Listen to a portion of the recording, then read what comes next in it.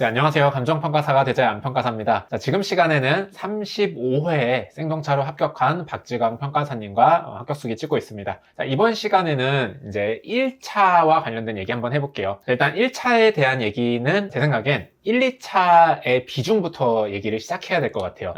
전체적으로 4월부터 시작하셨잖아요. 네. 언제부터 1차를 시작했고 각각 시기에 1, 2차 비중 어떻게 가져가셨는지 궁금합니다. 일단 9월까지는 2차만 해가지고 1차에 대한 얘기는 할 게 없고요. 10월부터 회계 경제 기본 강의만 들었어요. 그래서 비율로 치면은 1차를 한 20%, 2차 80%까지는 12월까지는 가져갔던 것 같고요. 그다음에 이제 마지막 1월부터 3월까지는 1차를 60% 정도, 2차를 40% 정도 가져갔습니다. 네, 알겠습니다. 자, 그럼 조금 이제 디테일하게 여쭤보도록 하겠습니다. 네. 10월부터 이제 1차를 시작했잖아요. 회계 경제 기본 강의 들었다 그랬어요. 그리고 한 20% 정도 시간을 투자했다. 그럼 하루에 몇 시간 정도 1차 한 거예요? 하루에 3시간 이상, 4시간까지는 한 거라고 봐야 될 것 같아요. 하루에 4시간 정도 회계 경제 기본 강의 들었다. 네. 자, 그리고 나서 이제 1월부터 3월까지는 1차를 60% 정도로 네. 올렸다 그랬죠? 네. 그러면은 몇 시간 정도 1차 한 셈이에요? 그러니까 60% 정도면은 이제 제가 거의 14~5시간 기준으로 했을 땐 8에서 9시간까지도 1차를 했던 것 같아요.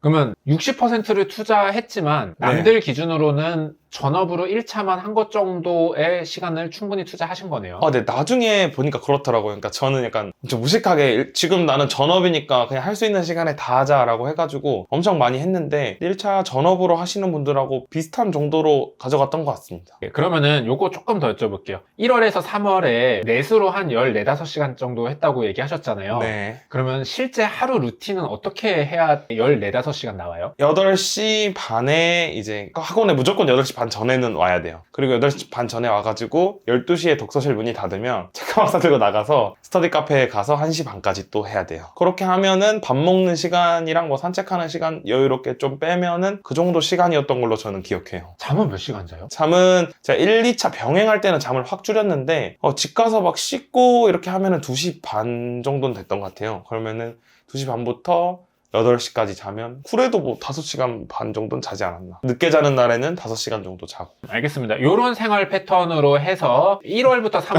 1차 많이 할 때 60% 정도 쏟아 부었더니 남들 전업하는 정도의 양은 했다. 네. 이렇게 보면은 뭐 생동차라고 해서 1차를 되게 적게 한 느낌은 또 아닌 것 같아요. 자, 일단 이렇게 전체적인 비중을 들어보면 이제 생동차를 하려면 1차를 더 뒤로 바짝 밀어서 이렇게 단기간에 끝내야 된다 이런 얘기도 있는데 지금 평가사님은 10월부터 좀 병행하는 전략을 취하신 것 같아요. 해보니까 네. 이렇게 10월부터 병행하는 거는 돌이켜봤을 때는 어때요? 이거는 완전 성향 차이일 것 같아요. 그러니까 두 가지 방법이 있겠죠. 우리 랜디 김하인 평가사님 같은 경우에는 12월까지 시리버블 완전히 빡 잡으시고 3개월 공부하셔가지고 1차 붙으셨고, 저 같은 경우에는 끝까지 2차를 가지고 간 케이스인데, 저는 약간 까먹는 게 좀 두렵기도 했고, 그 다음에 1차만 공부하는 게 진짜 재미없다고 생각해가지고 같이 가져갔어요. 근데 이제 본인이 1차 공부만 해도 뭐 재밌고 2차를 안 까먹을 자신이 있을 만큼 12월까지 잡을 수 있다. 그러면은 저는 그렇게 하는 것도 괜찮을 것 같긴 합니다. 알겠습니다. 뭐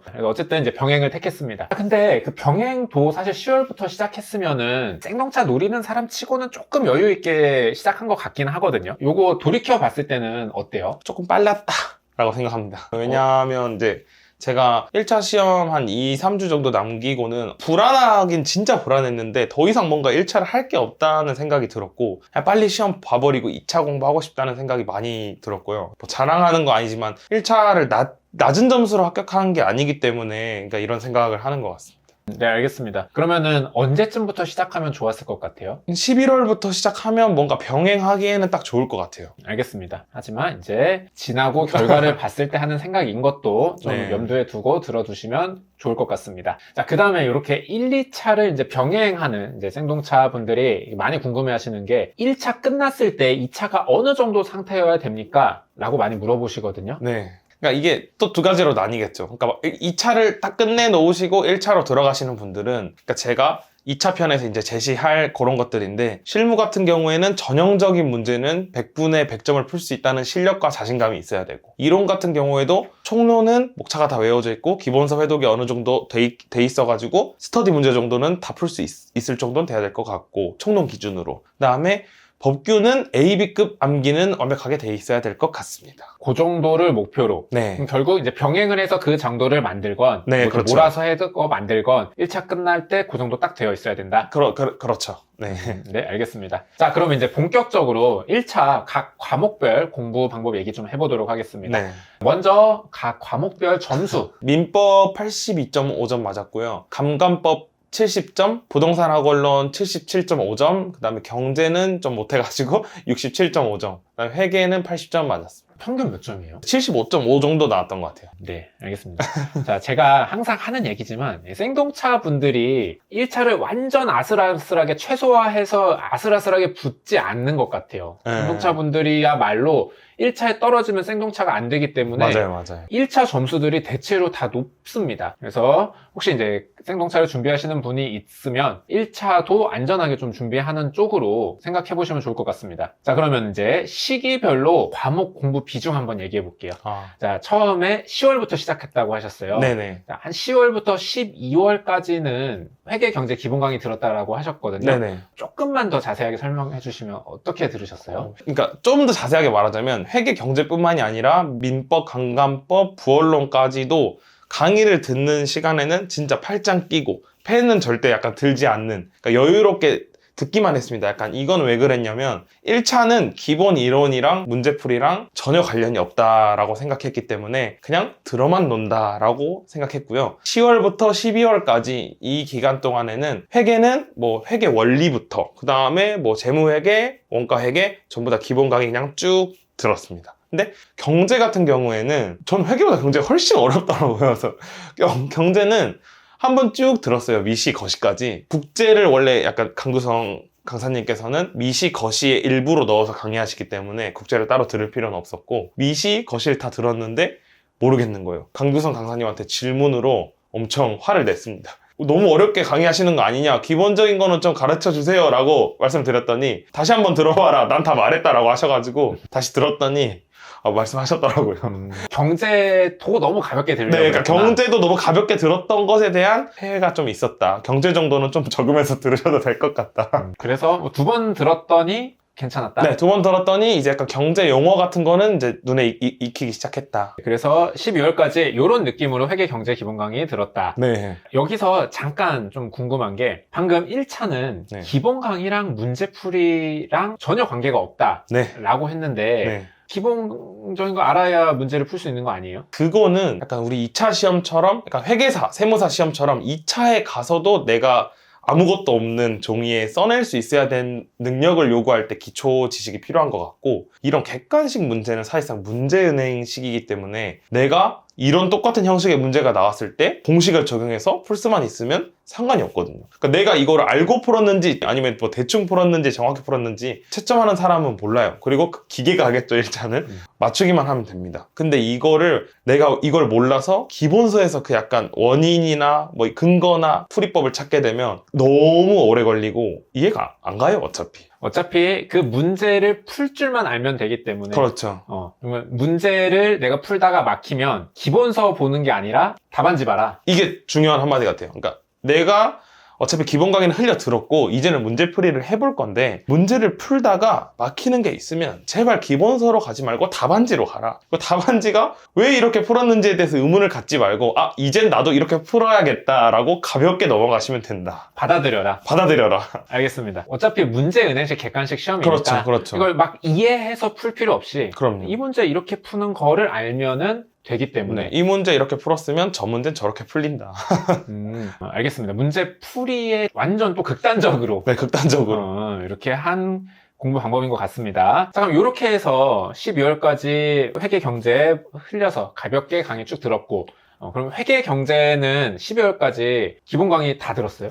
기본 강의만 들었어요. 회계는 스텝 1, 2, 3만 들었고 경제는 스텝 1만 들었죠. 왜냐하면 강두성 강사님 강의는 문풀이랑 기초 강의를 같이 해주시기 때문에 그것만 들어도 충분했습니다. 그리고 회계는 답지를 통해서 문제풀이를 하는 걸 선택했기 때문에 문제풀이 강의는 듣지 않았습니다. 아, 스텝 4가 기출문제풀인데 네. 그냥 기본 이론만 쭉 듣고 네. 어차피 공부는 내가 답지 보면서 내가 혼자 할 거야. 네. 답지를 보면서 내 루틴을 만들겠다 이렇게 생각했습니다.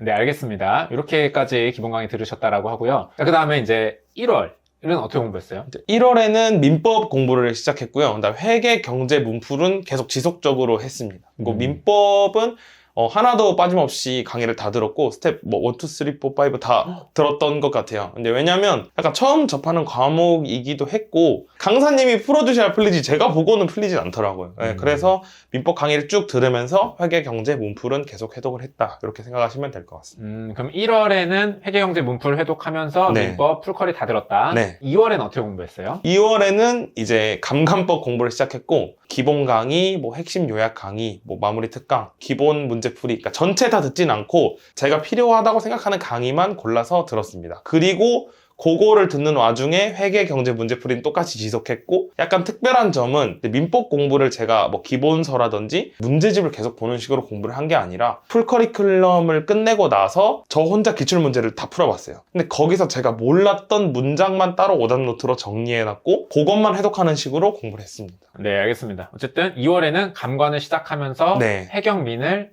돌렸다. 각자의 방식이지만 해독을 돌렸다. 네, 맞습니다. 3월에는 어떻게 공부하셨어요? 3월에는 이제 원래는 이제 부원론도 이제 사람들 말로, 그러니까 주변 사람들 말로는 금방 끝난다라고는 했지만 그래도 1차에 한 과목인데 한 2주 정도는 필요하지 않겠나라고 생각을 했는데 이게 이론이 어느 정도 돼 있다 보니까 대부분의 파트는 강의를 들을 필요가 없었고 극히 앞부분에 뭐 부동산 금융론, 뭐 국제 부동산 뭐 요런 부분을 좀 강의를 3, 4시간 정도 들었던 것 같아요. 그리고 나서 그 다음날에 시중에 있는 한 20개년 기출 한 400페이지, 500페이지 되는 문제집을 하나 사가지고 하루 다음날 이렇게 2번 풀고 부원론 끝났는데 싶어가지고 진짜 3일 만에 부원론은 공부 이제 그만했습니다. 그러면 이제 부원론 시작하자마자 끝나고 맞아요. 이제 나머지 회경, 민, 감을 계속 회독했다. 네, 그렇게 했습니다. 알겠습니다. 뭐 간단하네요. 12월까지 기본 강의 듣고 네. 1월에 민법 추가, 2월에 감관 추가, 네, 3월에 맞습니다. 부원론 추가. 네, 맞습니다. 그리고 앞에 배웠던 거는 계속 누적적으로 회독. 네. 네, 알겠습니다. 이렇게 공부할 때 좀 포인트가 되는 게 있으면 뭐가 있을까요?